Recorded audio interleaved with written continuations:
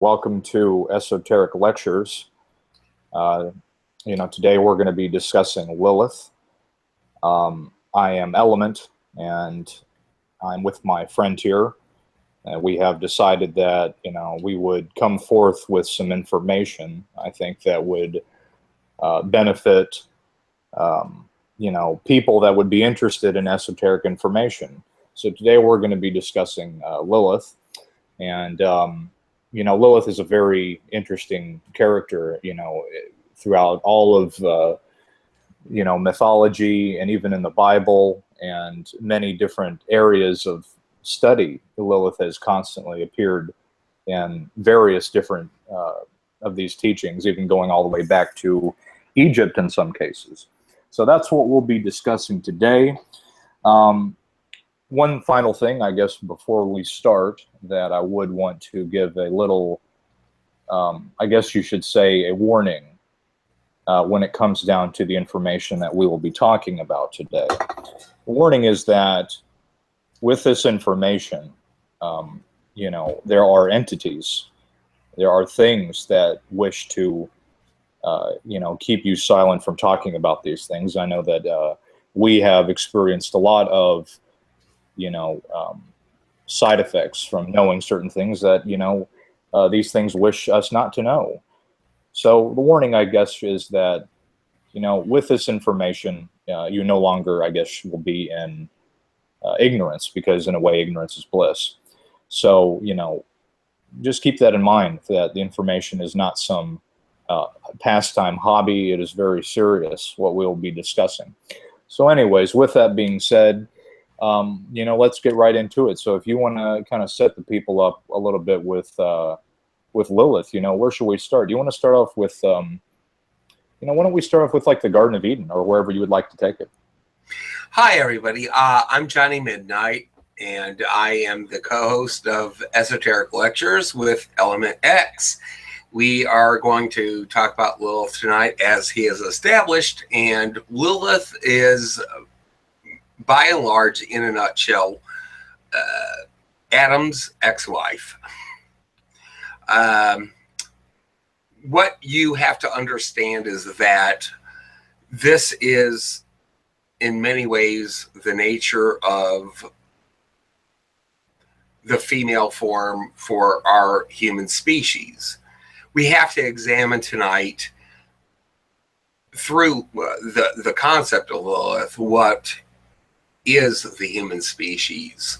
And we also have to understand prime material reality. What is it to be a man, not just in 2017, but 2017 BC, okay? This is an important topic that just continues to go on and will continue throughout the existence of humanity. Element, what is your take on the entity of Lilith? Well, Lilith is like I said before, Lilith is a very interesting character. It's a character, I guess, an entity, whatever you want to call it. I guess now it's an entity because it's past, right? But Lilith is, one thing I've understood about my research into Lilith is that, going back to the Garden of Eden, let's start there. There was the story that takes place of Adam and Eve in the Garden of Eden. And basically, Eve was tempted by the serpent, henceforth the apple in the tree. And this story is a multi-layered story, I guess you can say, because what they tell people on the surface of what the story is not really what is going on. You see, I guess you should say the Bible and these stories are coded messages. They are stories within stories within stories. Right. And, okay. Let me stop you there. A lot of people listening to this, or who will be listening to this, you have to understand that the Bible is a parable. It's mythology. every thee, thou, and begat is not to be taken literally. Right. You have to decode it. It's a puzzle, okay?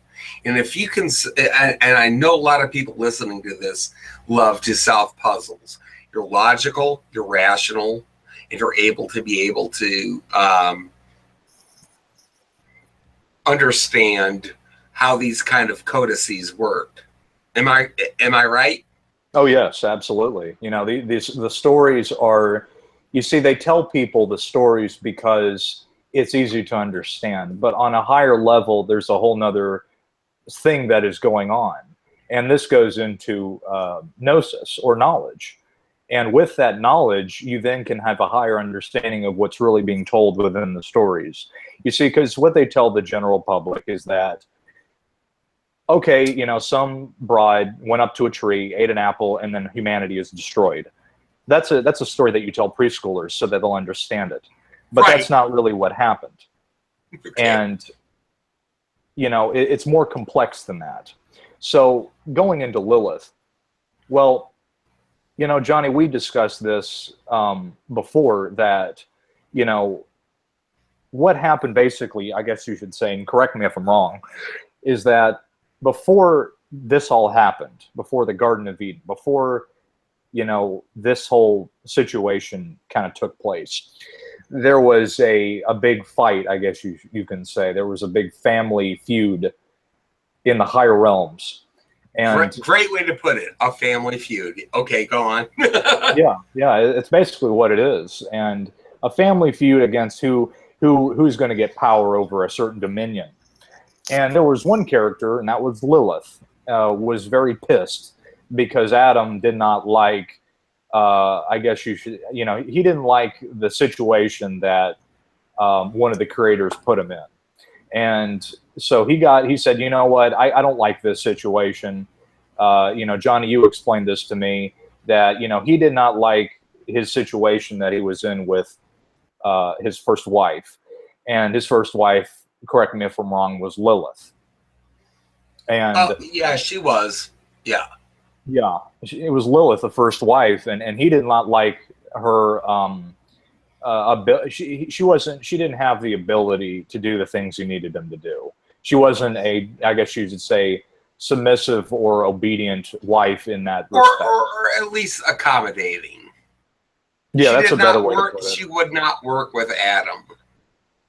Right, and so basically the creator said, you know what, you know, and before I say that, you know, when I mention the creator, I mean there are many different creators. There's not just one. And we'll get into that on a future hangout. But you see, this goes into the subject of understanding that this is a multi-layered story. It is very complex. But once you get the basic idea down, once you have the basic gnosis, you'll be able to understand what is really being told amongst the parables, amongst these coded stories. So, you know, he did not, you know, he went up to him and said, you know what, she's like, I can't do this. The woman is insane. She's crazy, and she doesn't want to do the things she wants to do. So guess what happened? She was, you know, cast out, I think, to the Red Sea, right, Johnny? Red Sea, exactly. That was considered her exile. So she left from the Garden of Eden into the Red Sea, and from there on, she maintained her own existence. And from that point, another creation was made, which was Eve. Eve showed up. And, you know, one of the creators said, all right, well, fine, you know, have fun. And thus, guess what happened? The snake showed up. The snake, and ever since forth Lilith was cast out, she became very jealous of what the creator had done for Adam. And she did not like that one freaking bit. And she said, you know what, that's fine, whatever. So she went into the garden, and the snake showed up, and Lilith went up to the snake and said, you know, what's the deal here? And the snake basically told Eve what had happened with the little family feud, the drama behind the scenes with what the creator did for Adam. And she basically went up to him and said, you know what, this is what happened to me, and this is probably going to happen to you too. So I'm going to give you some information, and take it if you want it. And henceforth she ate the apple. The apple represents an invasion of the mind, if you will. It represents sodomy, because it is representative of the brain in a lot of respects. So that's why the apple is there. Again, this is a coded story. It's about symbols and codes and things. She didn't literally eat a freaking apple here, people. It was a symbolic gesture to show that she was going, she basically had her mind invaded by what Lilith was involved in, which was a bunch of demons. So that's the story. Is there anything else you want to add to that, Johnny, that I might have forgotten? Okay. Yeah, sure. I mean, what happened was, originally, mankind was forged by Yahweh, or Jehovah in the Latin word, to be an androgyne, or an androgynous species. What happened was the male animus, or the male mind, decided to eschew itself or distance itself from the female. That would be Lilith. So we have Adam and we have Lilith, and they are fused together. What happens was, Adam did not like the fact that Lilith was trying to become an equal force upon that reality in which he lived. We have to understand that the Garden of Eden might not have been Earth. It could have been Mars. It could have been Saturn. As crazy as that sounds, it may not have been where we live today. You have to remember that when Yahweh cast Adam and Eve, and especially Adam, out of the Garden of Eden, he could no longer support himself. He had to clothe himself. He no longer was provided sustenance. He had to work for it. And he was obviously thrust onto a world that was no longer hospitable to his form. Okay, do you understand what I mean, Element? Oh yes, absolutely. Yeah, I mean. Okay, so go on. I'm just saying that the Garden of Eden is it's its own world. It's not an actual location like we might think. Right, exactly, and that's what I was talking about too. It's a parable. It's a mythology. Just like Adam might not have been one man. Adam might have been a society, and Lilith might have been hopefully in a hopeful complementary society that didn't work out. Yeah, that's definitely a better way to phrase it there, and sure. This is something that people just have to understand, and everything that you learn that we will discuss in, previous hangouts, or I'm sorry, future hangouts, is you will see that as the story progresses, everything has been shrouded with a story on top of a story. It is an onion layer. And well, not only that, they took the onion and they hashed it up like, French fries. Yeah. So and they threw it into grass and made you pick them all out. Right.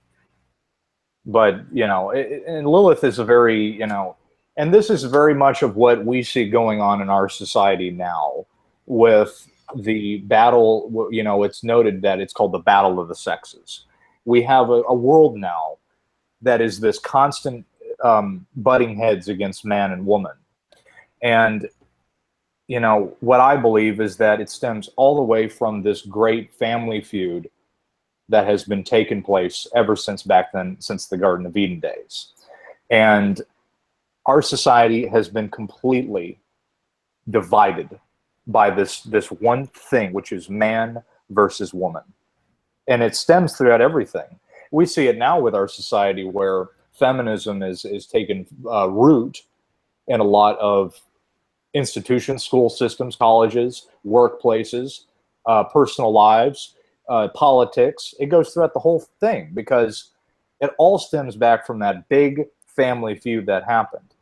And this was something that I tried to figure out and put the puzzle pieces together, is what on earth caused the, why is it that this is such a big deal? Feminism and all these other various different things are only one cog in a giant machine of tools that make this whole chaos keep going round and around and around.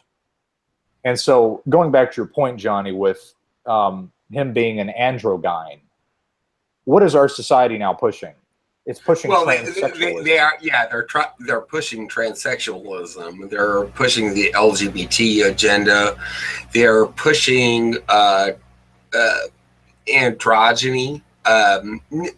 Even if you identify yourself as a cis hetero male, the fashions out there available to you are they're feminine, and you don't really have a lot of choice but to wear that. Okay, and what you wear, because we're forced to wear clothes because we live in an unhospitable environment. They are basically flags that show that you are part of that androgyne system. And we're trying to, obviously, it seems, to go back to the days of Adam and Lilith, where man and woman were almost indistinguishable. They were just bundles of clay that looked the same, spoke the same, and behaved the same way. The thing is... That's very interesting, because it's kind of like what's mentioned with us being made from clay and iron. Yeah, okay. And how it was fashioned from... I think what that whole thing is basically trying to depict is that we were molded by somebody else's we were somebody else's creation, essentially. And whatever the elements that are made up of that are made from whatever being or entity created that situation, I guess. But you're right when it comes down to this whole androgynous thing, that our society is very much, we are moving towards this androgynous culture. With just exactly what you said. It is, and it's funny too, because I remember when I was an early teenager, and Hot Topic was like, if you were into the alternative crowd. Oh man, my ex-girlfriend used to be a manager at Hot Topic. Yeah, and remember they would have those freaking skinny jeans. Yeah, skinny jeans were and I think they still are. I don't know. I don't wear them because but that whole thing of tight clothes and feminine shaped clothes is kind of what I'm talking about here. Everything now is moving towards getting people to be in this androgynous state due to the original creation, like you mentioned, Johnny. And I don't agree with it, because I know what the motive behind it is. Now, my opinions are indifferent with this, because I'm only here to learn. But nonetheless, our society is moving in this direction, and it's moving quite rapidly in this direction because of this agenda. And I think we see it really rolling in quite quickly now. My question is, I guess I should say, what is the ultimate goal here with a society of complete androgynous beings? Johnny, you hit on a point where they're the Lilithian age. We want to return back, I think, and you mentioned this, that it's almost like the society is trying to return back to a Lilithian age. And this is why we have feminism and this whole rah woman hear me roar bullcrap. Trying to return back to that is almost like Lilith seeking revenge on the society. What do you think? I don't even think it's revenge on society. I think that is actually the nature of our Creator, who is trying to turn things back to the way things were. Yahweh or Jehovah wants to bring things back to square one again. And through his ego, through his vanity, he wants to make sure that our state of being is once again Lilithian. That was the way he liked it. Adam somehow, or that society that we call Adam, was able to rebel against it back in the day and say, okay, Jehovah, thank you for creating me. You're a great guy, but I really do not like my mate. Okay, we're getting a divorce. Okay, and thank God he didn't have to pay child support.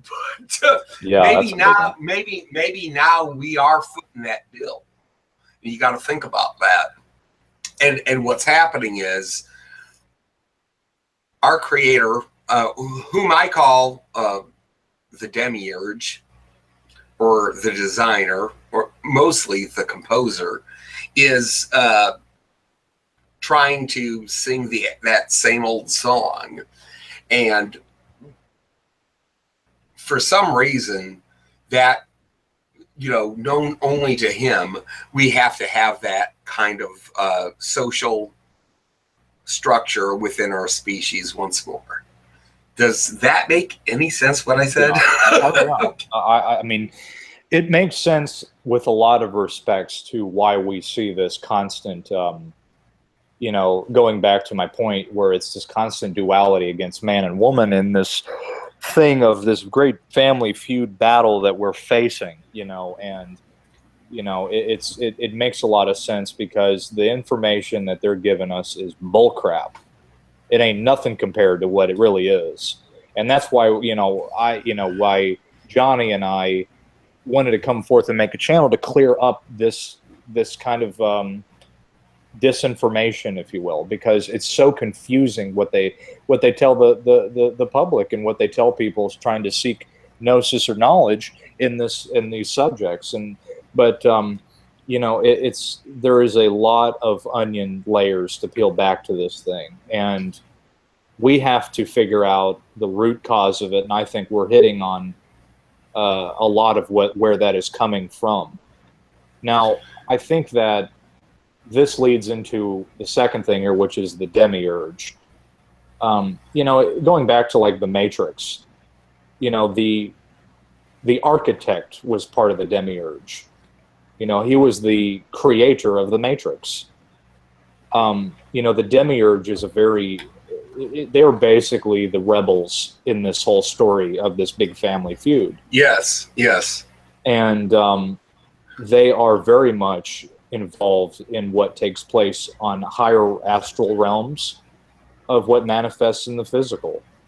I guess I should say, Johnny, what would we describe the Demiurge of being on a level that I think people would understand, like a basic level? Okay, well, if you're completely blue pill and you stumble across this channel, the Demiurge is God. Yeah, he's your creator. He gave you life. He is the person that said, he was the entity who said, let there be light. And you have light. And then he said, let there be life. And you have life. And you have to understand that the buck doesn't stop with this guy. There are, and we have to go into this in, future episodes, but he is not where the end of the line by any means. No. Yeah, I mean, excuse me, pardon me. Yeah, I mean, that's why I said that there's not just one creator, there's multiple. The Demiurge is like a giant mafia. They are multiple facets of what kind of is involved with this whole big experiment that is taking place. And they're not friendly, I can assure you that. They're not the kind of people that, well, they're not really people like you know them as being. You know what, though? I'll stop you there, Element. They're friendly as long as you pay them. Okay? Like the mafia. Just like you said, like the mafia. You give me 30%, we're good. You don't, I'll break your fucking legs. There you go. Yeah, exactly. And you know, that is, they are the architects of this reality, and they run the show here. And that's going back to, again, this is why I said there's not just one creator like we've come to know. There's multiple people involved in this thing. And we look at this in movies. They tell us a lot about it in the movies, is that The Matrix is one of them. Dark City is one of them. Would you say the 13th floor is one of them, John? Yeah, I was going to say that. Yeah, 13th floor. Yeah. Yeah, 13th floor. Inception. These movies all depict a world controlled by the Demiurge, essentially, is the story that they're trying to portray in these movies. And Inception is a great one, and Dark City. They're all great. Dark City is a more, I guess, easy to understand. It's about these dark shadow people, I guess you could say, who are creating this reality that is constantly changing because they're making it change. And one guy comes in and he has these weird, he starts to notice that there's these strange things going on in his head. And he starts to notice how the reality that he lives in is like shifting. And then the big reveal comes where it is really literally shifting. And yeah, and no matter how far he drives, he can never get to the beach. Yeah, exactly. The beach, the shell beach. And the shell is also another occultic symbol. You know, and so, you know, he's trying to figure this stuff out. But the whole point is it all goes back to those dark beings. Those dark beings are what we are talking about, is the Demiurge, controlling the reality. And now this goes into the other, the next thing, which is, how does the Demiurge interact with the reality? You know, this is a very deep topic, but on a surface level, Johnny, I would say that, you know, it's like this. If you're playing a Sims game, sure, you have an avatar, and that avatar basically is controlled by you in a video game. And the video game, I should say the console that you're playing the video game on, is like a computer simulation or a reality. You are a Demiurge. You are part of the Demiurge. You're one of those beings, and you're controlling the avatar. That's very much kind of similar to how they interact with the reality. What do you think? Well, it's exactly, we're aping the Demiurge when we play The Sims or Hearts of Iron or any of these, you know, God mode video games where you get, or even where, you know, you go into World of Warcraft or something and you get to be an avatar for that reality. We are creating our own reality just as the Demiurge has created his own reality. And we're the video game. Okay. Yeah. The thing is that people like us are bugs in that system. We're not complying with the pre-programmed script. And that therein lies the rub. You know, what happens when we start gaining that knowledge about the program under which we live, under which we exist, and we start to question it, and we start to challenge it, and ultimately some of us fight it. We have to understand too, look at the movie The Matrix. What is a matrix? A matrix is a matriarchy. I'm not saying that our society is a matriarchy, but maybe our reality is. And go look it up. Matrix. Matriarchy. That's a very good point. You know, we were talking about this, you know, before, you know, and we were looking at the movie Inception. What happens when there's an infection? Well, you have red blood cells and white blood cells, and I think it's the white blood cells that attack the infection, right? I can't remember, but I think that is exactly a white blood cell does attack infection. Yeah. Yeah. And so when we are bugs or we are an infection within a program system, it's just like you have a virus on a computer.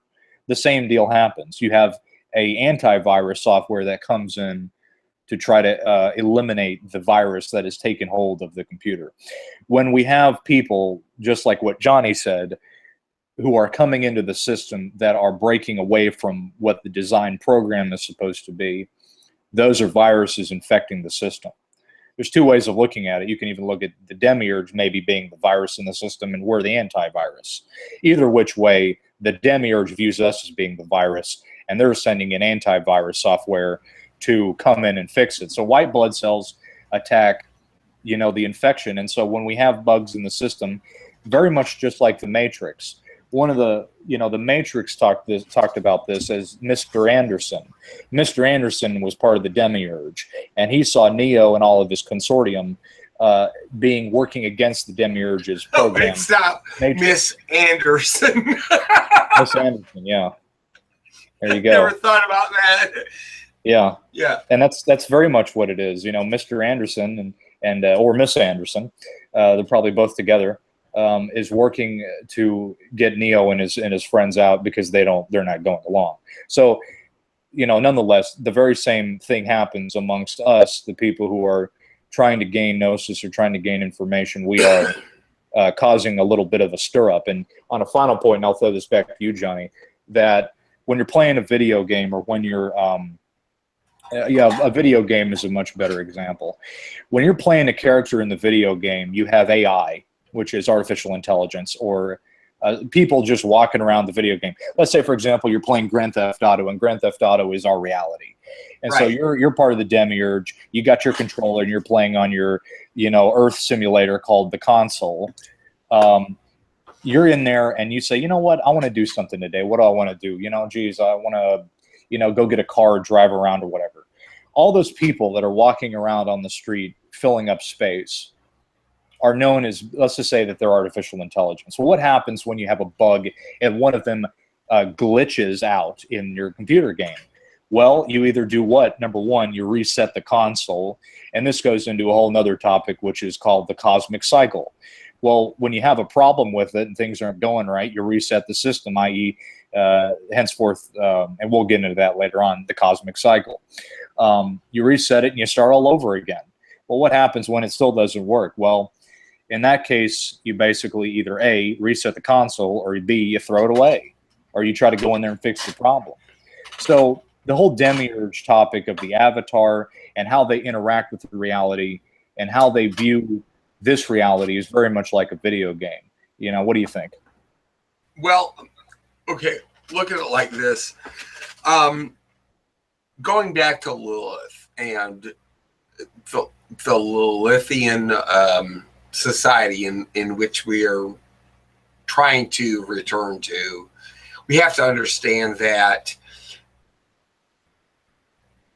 the Demiurge who is playing us is trying to get back into that kind of environment once again, where women are,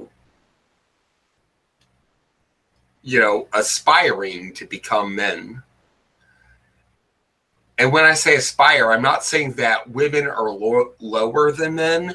They are just trying to return Eve into Lilith. Yeah, that's a good point. And, you know, he's trying to hack that game that we're talking about, that proverbial game that we're talking about, and getting them into that state of androgyny once more, to reform the androgyne. Now, as for that bottom line and that plan, I don't understand. I don't know why the Demiurge would want that. Or you know, Jehovah, Yahweh, Yaldabaoth, whatever you want to call him, our creator. Why does he want that? Now that to me is a really killer question. And I really can't answer it right now. What benefit does he gain? There always has to be a motive. You've got to think like a detective. You have to understand, why does somebody do something that they want to do? You know, is it money? Is it power? Is it control? Is it sex? In my opinion, Yahweh, aka the Demiurge, is the epitome of every deadly sin you could have. And he has openly stated that in the scriptures. I am wrathful. I am vain. I'm lustful. I'm gluttonous. I go through it all. He epitomizes every one of them. Yeah, and what I find interesting is that we have a society that is directly reflecting all of that. And it seems to me that, you know, this was mentioned in the scriptures, and I want people to understand this when I mention what I'm about to say.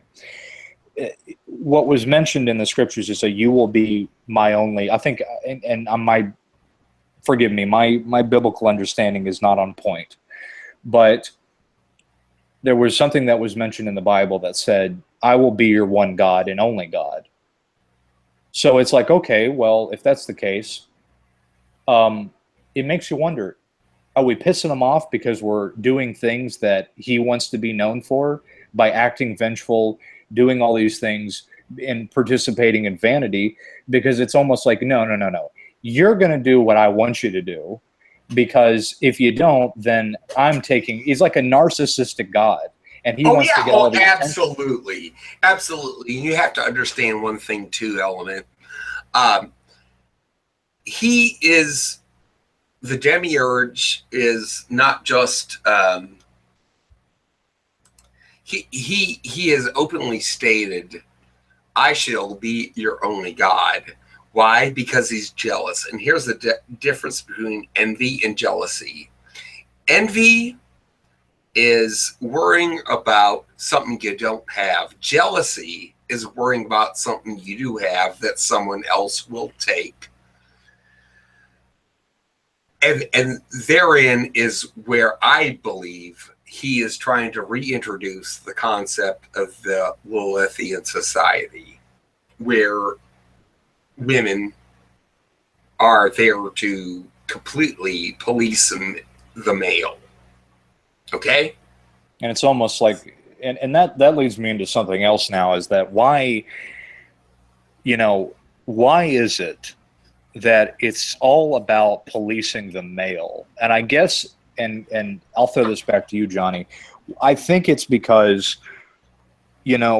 it was obviously the male in this Garden of Eden family feud that said, I don't want nothing to do with it. So he pissed the creator off, and that's why he wants to use the Lilithian society, or bring in a Lilithian society to kind of, I guess, try to put us in check, if you will. What do you think? That's you're spot on, and that's my only supposition for that. I think that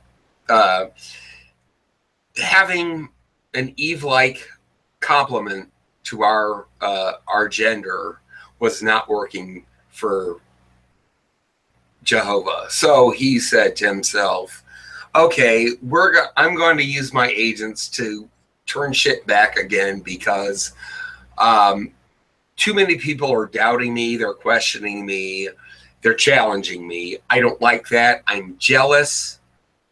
I do not want my power taken away. It's all about power. It's simple as that. Yes, it's all about power. And I think it was when Lilith got cast out, she went out and she, had sex with the demons. And I think part of that demonic group was Legion. And Legion is what Mr. Anderson was in the Matrix. They were a hive. Yeah, look at the movie. I mean, there are millions of Mr. Andersons trying to karate fight Neo. Yeah, and just like white blood cells fighting their own infection. Right, exactly. Now, Lilith is a tool. And that's all she is. And they're trying to bring her back, you know, through transvestites, LGBTQIA. You're getting them through these feminized women and land whales and whatever have you that are trying to take the concept of masculinity and demonize it. Because I'm not saying masculinity is good or bad. I'm not trying to say femininity is good or bad. It just is opposing forces right now, because the Demiurge wants to go back to that home state. Okay. Yeah, it's the androgyne, and it's almost like, because just you said there's two opposing forces, but when you blend two opposing forces together, it's one element. So that's easier for that element to be kind of tampered or manipulated. Yeah, exactly. It's easier for him to keep tabs on him and his servants, who will be able to keep us into control so that we don't create another rebellion. There has not been a human rebellion yet, not against God or the Creator. Like, I don't call him God, but I call him Creator. There has not yet been one. There has been an attempted one, as we have talked about before, but it failed. But you know, maybe because of that, in 1945. There was things started to shift toward. Oh my God, I didn't even think about that. I'm sorry, but excuse me. I'll bring it up. Well, if you feel so, you know, if it's something that you wish. Yeah, Antwerp. Yeah. Okay. In 1945, in 1945, let me just say in a nutshell, there was a planned invasion against our Creator. Because of that planned invasion, and because he knew that we have the knowledge and the ability and the technology to rebel against him, if you have noticed, he began to reintroduce the concept of Lilith. Oh man, I didn't even think about that. Wow. Well, something interesting. You know, we're about almost 15 minutes out here. You know, we wanted to keep these an hour so that, you know, the discussion. Right. We got to wrap it up. Yeah, I know. But there's two things I want to mention before we go.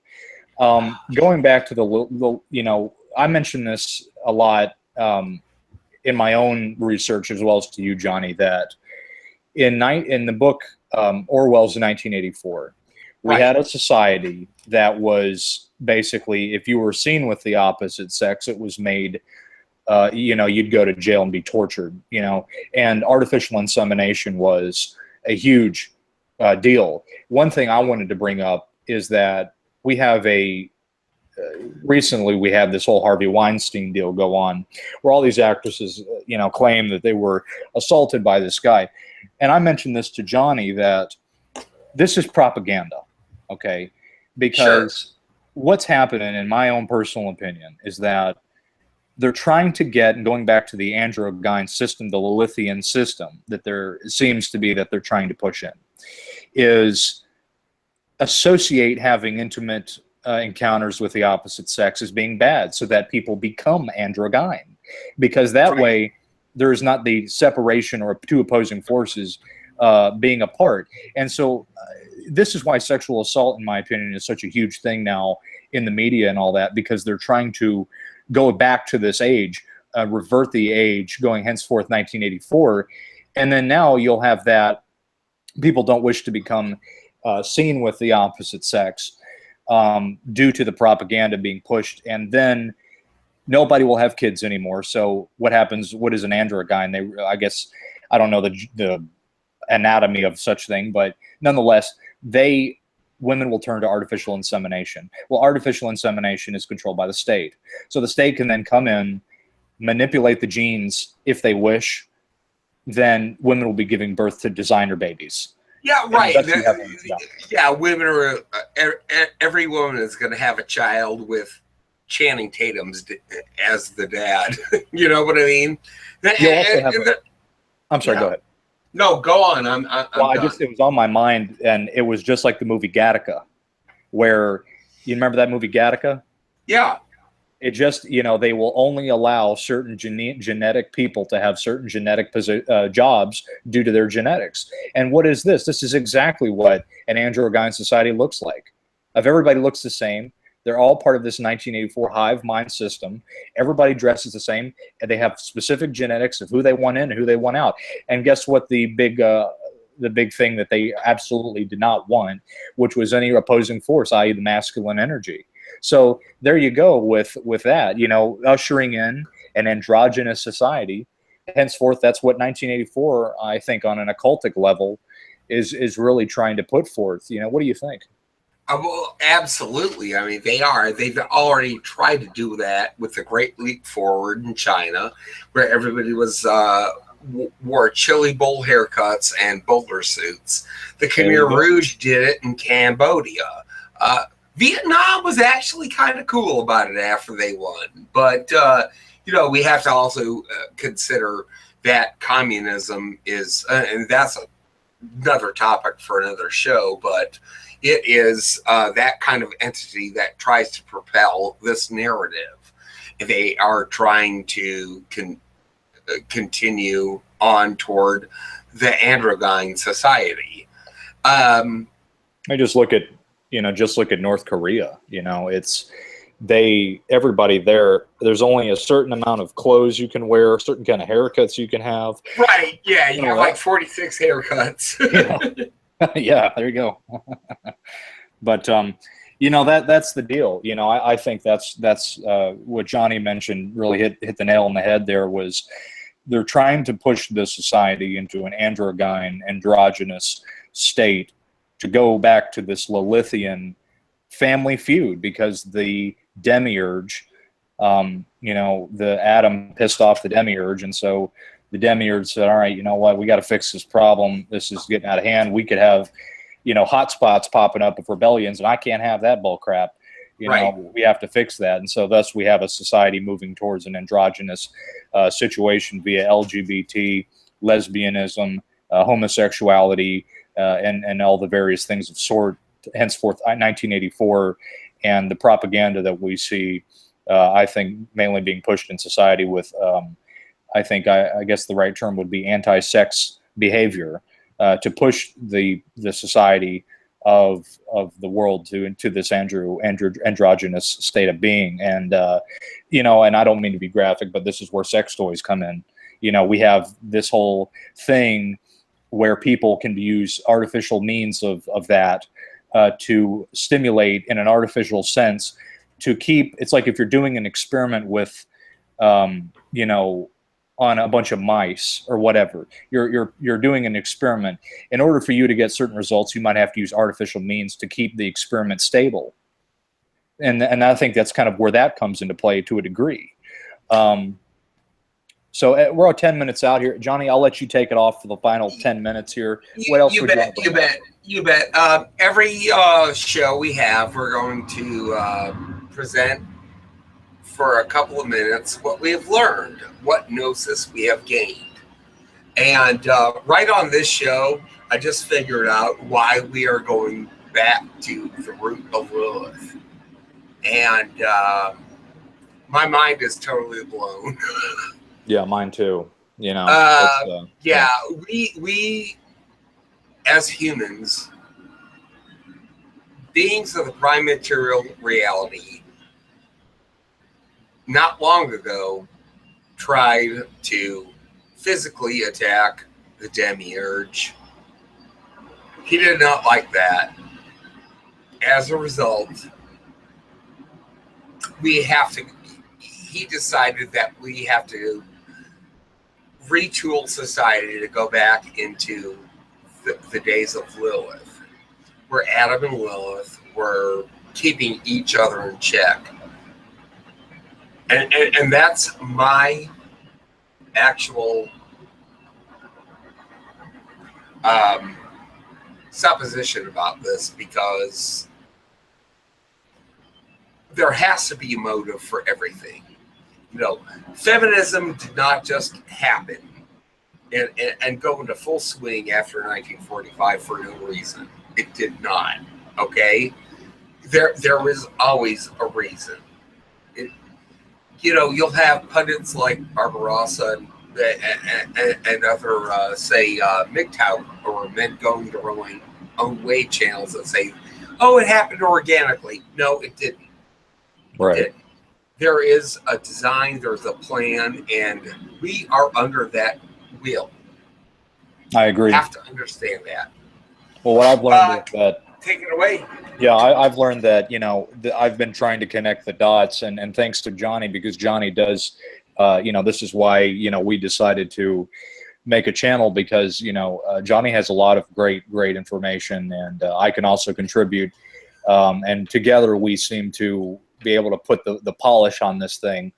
And one thing I've learned that has really solidified in my mind over the last, you know, several weeks is that the 1984 you know, book from Orwell, the propaganda that we see being pushed in our society today with sexual assault and feminism and all these various different things, it's all starting to make sense to me now that this is an agenda, like you just said, Johnny. This is a planned thing. This is not just something that came out of the blue because people got, you know, pissed or whatever.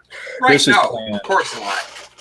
This is planned, and it all makes sense to me that we're now moving into this. And, you know, the transsexual movement, why is it so popular now? Why is the schools teaching it? They're moving the society towards this androgynous state of being, so that the Demiurge can then, in a way, regain what was lost, or what Adam didn't, you know, he didn't like what he was doing, so the Demiurge is, you know, basically coming in. And that's what I learned, is that the 1984 situation is all the anti-sex league, the making artificial insemination, Right. Gattaca the movie, all of these things are all, you know, clicking into gear now for me as we move towards this, unfortunately, or maybe fortunately, in difference of the ways. I think, on a final note, though, I don't, you know, it's not really working out too well, but I think that's because there is people like you and I, Johnny, that are, we know what's going on. We can see that there is obviously a disagreement with what the Demiurge is doing, because we can see that this could lead to issues on a higher, I guess you can say, astral realm or whatnot, or however you want to describe the higher realms, that could affect our future, not just on this earth, but in future after. With that being said, Johnny, is there anything else you want to bring up before we close this out? No, I think we learned some great things tonight talking to each other. I hope other people that were listening in were able to at least get clues from what we had talked about the nature of our reality, the nature of women, the nature of men. And we're able to at least look deeper into books, and to start reading, and to start thinking about stuff, and trying to digest the information that they get, not just from here, but from elsewhere, that they could take it. We didn't post any kind of like links or articles or any kind of facts, and that's fine. We will in the future, we promise. Yeah. But yeah, and we have tons of it. I mean, Element has like 2 terabytes of videos and info, and we're gonna blow your mind, guys. We are gonna blow your mind, I promise you. But honestly, I sat here and I thought about this, and I said to myself, this is why we are going into a feminized society again, why we are going back to Lilith. And I got that within 50 minutes. Yeah. I'm honestly flabbergasted.